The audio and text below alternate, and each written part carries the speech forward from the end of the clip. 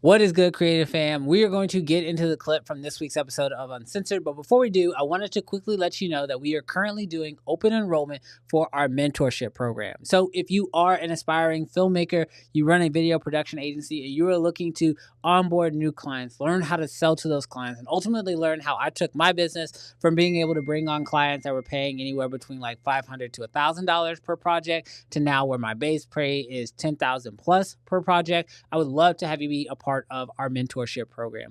It is a 1-year-long mentorship program, and it literally is more of a hands-on thing. It's not like a training course where you just watch a bunch of videos. I actually work with you for this course. So if you are interested, definitely check out the links down below. Book a call with me so that way I can give you more details, and I look forward to seeing you guys there. But without further ado, run the clip. DJI just came out with their brand new Insta360 camera. Now, full transparency, we don't have it. I don't know a lot of American creators who even got it.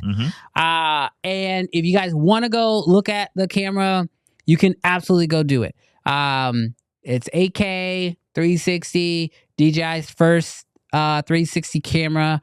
But there's something very telling about this release that I feel is even more interesting than the actual camera itself. If you guys are not aware, this is DJI's first non-drone. Dave Chappelle. We got to figure out how to stop that. That's killing me.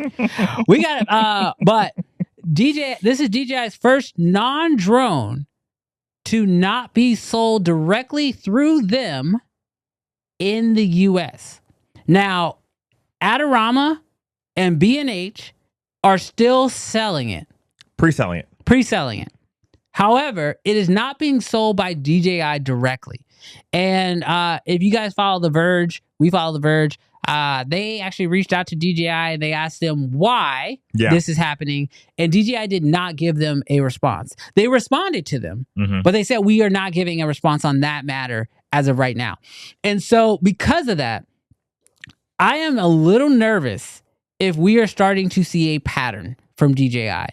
As some of y'all know, not gonna be available. Like with the last release we got from them was the Mavic 4, which wasn't available in the US, and now we are seeing the DJI 360 not be available, the Osmo 360, not be available directly through them through the US. And my question here, again, because I'm a novice, I don't know a lot of stuff, is how is Adorama and B&H allowing it to still be sold here? Are they just choosing to eat the tariffs, or is DJI choosing not to sell directly in the US because they don't want to be bothered with the tariffs? But it all just feels really bad, and it's coming at a time that really sucks because I feel like DJI is one of those companies that I probably have the most trust in when it comes to their products. Yeah. And so if there's a product that I need, whether it's a gimbal or a drone or an action camera, if DJI makes the product, I am probably more likely to consider buying it through DJI because I know kind of what I'm going to get versus some other brands.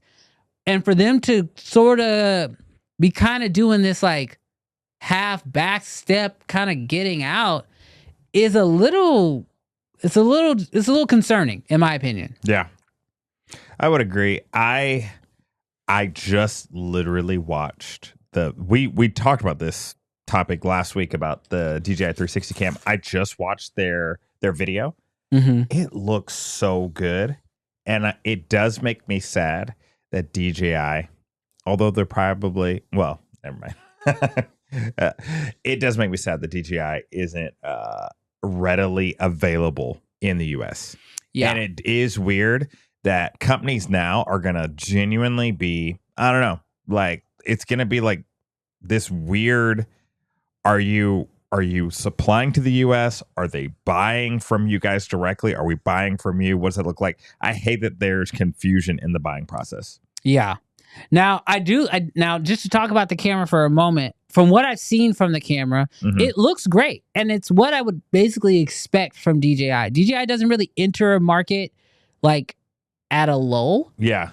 But it definitely feels really solid, and it feels like a really good camera. Based off of promo. And it's promo. Yeah. So who knows? Yeah. Do they have the best looking image on the 360 market? So from what I've seen, which is just based off of creators who've made some content showcasing the Insta360 versus the DJI. The DJI definitely has a different look, and I think it is like you're not gonna normally shoot side by side, so you're gonna like what you got, and I think it could go one way or another. I will say, and this is where some of the petty stuff comes into play. I don't know if y'all follow Insta360 on Instagram, but man, they posted one of the funniest freaking posts I've ever seen. Do you follow Insta360 on Instagram? So if y'all don't, y'all should definitely go follow them or at least go look at their page right now. I want to make sure I get this right. But Insta360, obviously knowing that DJI just released a 360 camera, they put up a post and the text said, "Heard you need a 360 camera with replaceable lenses." You swipe over and it says hi. So they're already going after DJI's new 360 camera that doesn't have interchangeable lenses. You want to know why? Why? DJI's promo looks better image quality. It looks better. It's like maybe 5%, maybe 10%. But that's like what I said. It's not massive. It looks better. Just watching the promo right now. Y'all can go to YouTube. Y'all can decide for yourselves. Plus, Insta360 put a lot of girls in their ads. You know.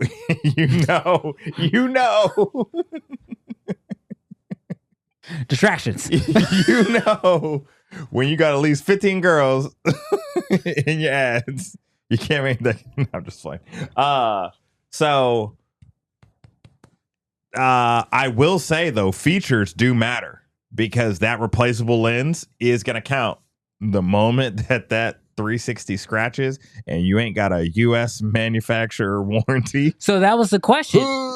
Is like, if you need replacements or you need repairs done on this thing, like that to me is where DJI and where I now start getting like, so thanks to this channel, thanks to YouTube, whatever, I have had a few people actually reach out to me and ask me, "Hey, are you serious about buying a Mavic 4?" And while yes, I do want the drone. Yes. My fear is buying something and not having any support for the thing. Especially something that if damaged, it's damaged. Yeah, you know what I mean? Like a cracked iPhone, I don't care. But like a drone falling out of the sky, it ain't getting back up. It's broke. Right. It's broke. So like it definitely makes me feel like with DJI sort of pulling out of the US in a slow, like Homer Simpson fading into the grass kind of way. It kind of gives me the same vibe of like, does that mean I should pump the brakes? Which really sucks because, as I said, DJI is one of those deals where it's like, Ty, if your video work ain't good, put 15 girls in it, bro. You suck. They didn't have a single dude in any of their ads, bro. Not a single dude. We got girls riding the dirt bikes, running the dune buggies, surfing the beach, riding on horses. So I don't know. A Carl's Jr. ad. So yeah, I don't know. That's my opinion. I don't know. I'm not personally in the market for a 360 camera because I already have one in the drawer and I don't use it. Every time I think I'm gonna use it, I'll take it out on set. I'll shoot with it. I never get the footage off.